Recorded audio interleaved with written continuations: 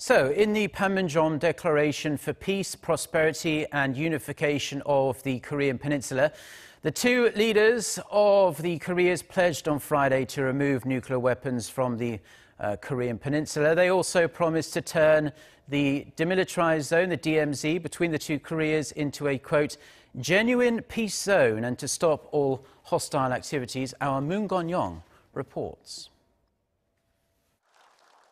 A final peace and no nuclear arms.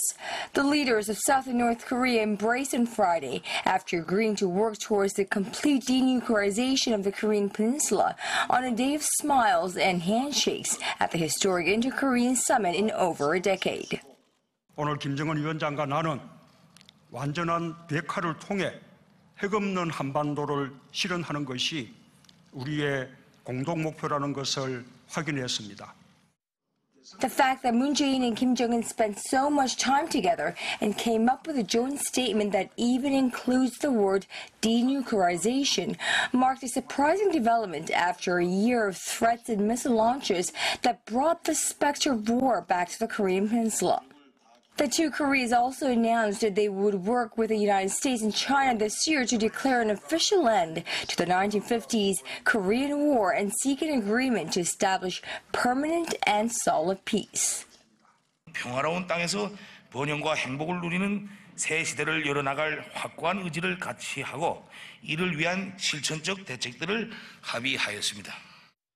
The delegation includes promises to pursue phased arms reduction, seize hostile acts, transform their fortified border into a peace zone, and seek multilateral talks with other countries, including the United States.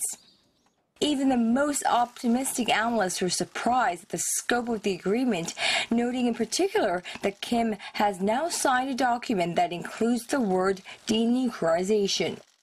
But the North Korean leader did not mention denuclearization, and analysts warned that while the summit was a good first step, similar promises had been made before and much remained to be done to resolve the issue of the North atomic arsenal. In coming weeks, the North Korean leader is due to hold a much-anticipated meeting with U.S. President Donald Trump, who's demanded Pyongyang give up its weapons that will be crucial in shaping progress. Moon Gon-young, Arirang News.